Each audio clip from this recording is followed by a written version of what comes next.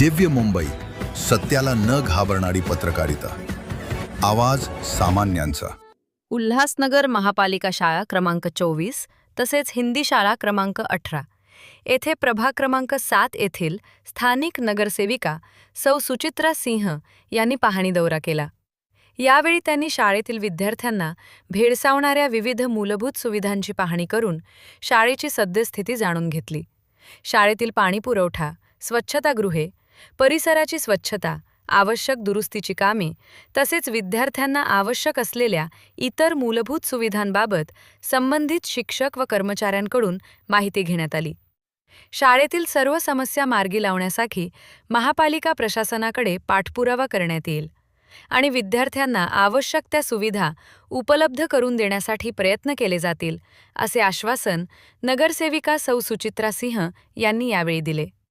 विद्यार्थ्यांना सुरक्षित, स्वच्छ आणि सुविधायुक्त शैक्षणिक वातावरण मिळणे ही आपली जबाबदारी असून त्यासाठी महापालिका प्रशासनाकडे सातत्याने पाठपुरावा करणार असल्याचेही त्यांनी स्पष्ट केले. त्यांच्या मूलभूत सुविधांकडे विशेष लक्ष देत विद्यार्थ्यांच्या हितासाठी नगरसेविका सुचित्रा सिंह यांच्या पाहणी दौऱ्यामुळे शाळेतील समस्या लवकरच मार्गी लागण्याची अपेक्षा व्यक्त होत आहे.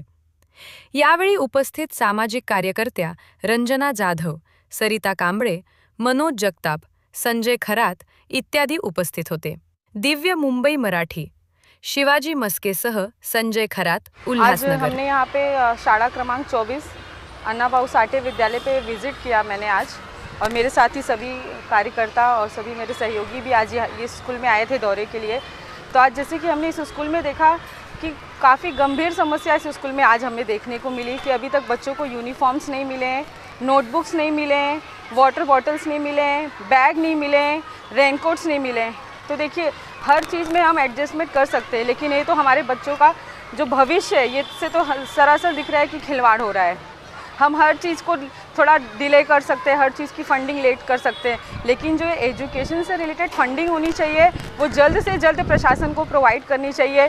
अभी एकेडमिक ईयर जून से स्टार्ट हो चुका है, अभी स्टार्ट होके 2 महीना हो चुका है, बट अभी तक जो एक स्कूल में बच्चों को, विद्यार्थियों को बेसिक फैसिलिटी मिलनी चाहिए थी, उसके नाम पे यहाँ पे आज भी सब फैसिलिटीज़ जीरो है.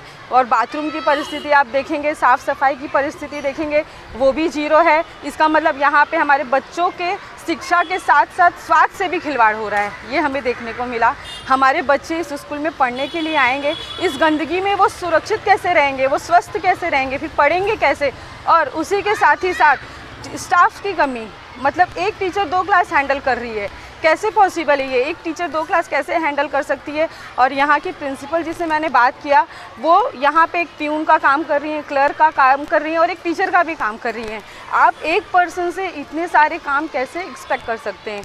और मैं तो आज यही, मतलब प्रशासन को यही चेतावनी देना चाहती हूँ, यही बोलना चाहती हूँ कि हर चीज़ से हम समझौता नहीं कर सकते. ये मेरे बच्चों का भविष्य है, ये मेरे पैनल का भविष्य है, ये मेरे देश का भविष्य है. तो मैं प्रशासन को ये चेतावनी देती हूँ कि जल्द से जल्द ये सुविधा उपलब्ध नहीं कराई गई हमारे बच्चों के लिए तो हम आयुक्त मनपा कार्यालय के बाहर बैठ के धरना आंदोलन करेंगे. नगर महानगरपालिका शाळा क्रमांक 24 लोकशाहीर अण्णाभाऊ साठे शाळेमध्ये आज आमच्या स्थानिक नगरसेविका सुचित्राताई यांनी दौरा केलेला आहे.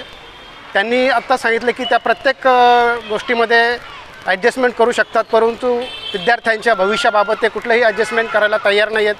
शाळेसाठी मूलभूत विद्यार्थ्यांच्या गरजा असतात, रेनकोट असू द्या, तर तुमचा युनिफॉर्म असू द्या, आणि जे बाथरूमच्या वगैरे आम्ही आता दुरावस्था बघितलेली आहे, खरोखर ती खूप विचार करण्याची गोष्ट आहे. इथे आम्हाला मोठ्या लोकांना तिथे त्रास होत होता, तर विद्यार्थ्यांच्या स्वास्थ्यावर त्याचा काय परिणाम होत असेल. तर मी उल्हासनगर महानगरपालिकेचे आयुक्त आणि शिक्षण सभापती यांना विनंती करेल की त्यांनी लवकरात लवकर उल्हासनगर महानगरपालिका शाळा क्रमांक 24चे जे विद्यार्थ्यांच्या मूलभूत गरजा आहेत त्या लवकरात लवकर पूर्ण कराव्यात.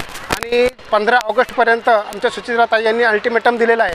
त्या टायमाच्या आज जर यांनी संपूर्ण सुविधा उपलब्ध करून दिल्या नाहीत तर त्यांच्या खांद्याला खांदा लावून आम्ही उल्हासनगर महानगरपालिकेच्या कमिशनरच्या ऑफिसच्या बाहेर उपोषणाला बसू किंवा धरणे आंदोलन करू. एक दिवशी अण्णाभाऊ साठेंच्या ज्या शाळेमध्ये आम्ही आलो होतो, इथं क्लासमध्ये सरसुद्धा नाही आहेत आणि बाथरूम एवढे घाण आहेत, ते त्याचा स्मेल घेताना बी आम्हाला कसं तरी वाटतं. तर लहान मुलं कसे काय राहणार इथं, हे तुम्हाला समजायला पाहिजे ना. हे प्रशासनाला, आयुक्ताला समजायला पाहिजे, या ते शाळेत जे चालवतात त्यांना समजायला पाहिजे बाबा एवढे लहान मुलं इथं राहणार कसे काय. त्याच्यामध्ये इथं स्टाफ कमी आहे, पुस्तकं नाही, रेनकोट नाही आणि दप्तरं नाही मुलांना, मग कसं काय करणार. हे चांगलं वाटतंय का. हे कसं काय करायचं सांगा. त्यासाठी या सुचित्रा मॅडम इथं आल्या त्या व्हिजिटला, त्यांच्यासोबत आम्ही पण आलो आणि आम्ही पण या सर्वांनी पाहिले.